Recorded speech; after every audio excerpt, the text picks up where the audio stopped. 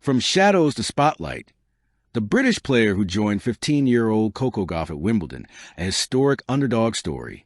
When Coco Gauff burst into the global consciousness at Wimbledon 2019, barely 15, fearless as a summer storm, and already glowing with destiny, the world thought they were witnessing a once-in-a-generation underdog story.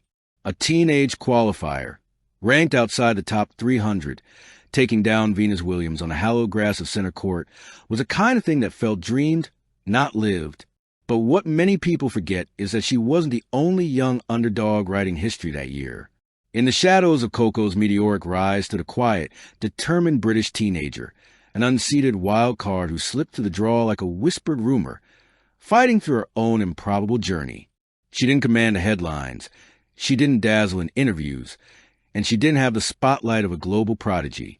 But she had something else, a story that Wimbledon had almost missed.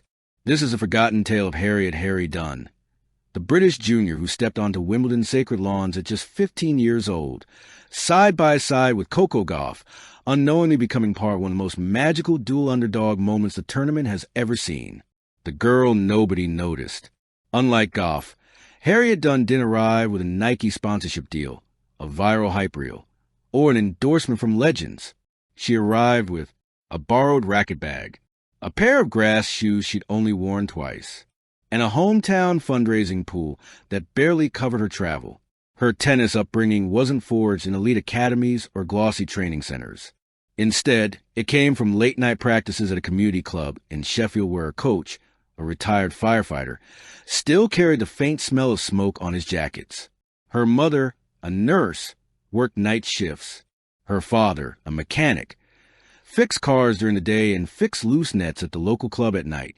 Harriet grew up hitting balls against a brick wall painted with a faded white line. She used that wall so much that eventually the bricks loosened, forming a crack the club never repaired. Harry's fault line, the kids called it. Yet within that quiet, grounded life was a fire. While other girls learned to hit glamorously, Harriet learned grit.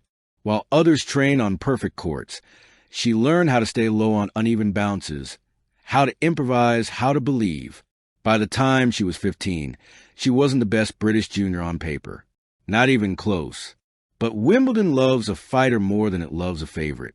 And so, on a rainy June morning, an email stamped "Wildcard accepted" slid into her inbox like a miracle. A tournament built for fairy tales. Wimbledon has a long tradition of birthing unexpected stories. But 2019 felt different. Charged with possibility, restless with the sense that something unforgettable was about to happen. Gauff became the lightning bolt. Dunn became the quiet storm.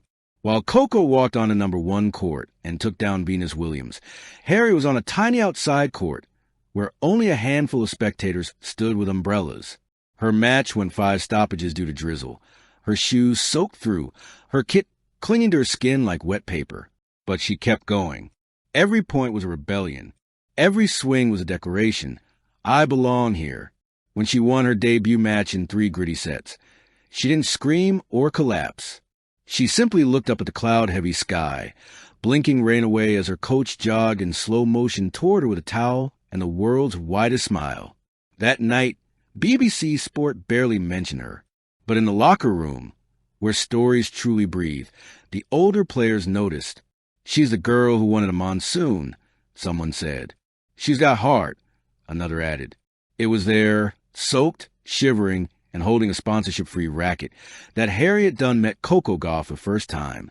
2 paths, 1 moment.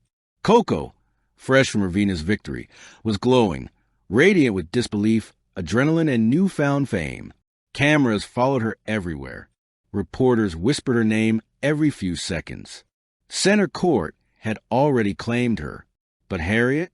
She walked through Wimbledon like a ghost, unseen, unnoticed, uncelebrated, until Coco spotted her sitting alone by the vending machines, pulling coins from her shoelaces because she had no pockets. You won today, right? Coco asked. Harriet nodded shyly. That's awesome. A simple sentence. But to Harriet, it felt like a doorway opening. They talked for 10 minutes about nerves, rain delays, kit troubles, and the strange thrill of walking on grass that smelled ancient and magical at the same time. 2 teenagers. Two dreamers. Two stories unfolding in parallel. One in the spotlight, one in the shadows, both rewriting history. The match that changed everything. Harriet's second-round match was scheduled at nearly the same time as Coco's. Coco got court 1. Harriet got court 14, where the crowd overflowed into grassy hills. Something remarkable happened. Fans, already buzzing from Coco's tournament magic, began looking for other young underdogs to cheer for. Harriet became a magnet, not because she had golf star aura, but because she had that raw British grit people can't resist. She chased every ball. She slid on the grass with reckless courage. She hit backhands that cracked like firewood snapping. And suddenly, the crowd believed. For an hour and 20 minutes, Court 14 felt like its own center court. People chanted, "Harry! Harry!" like she was a hometown hero, which, in a way, she was.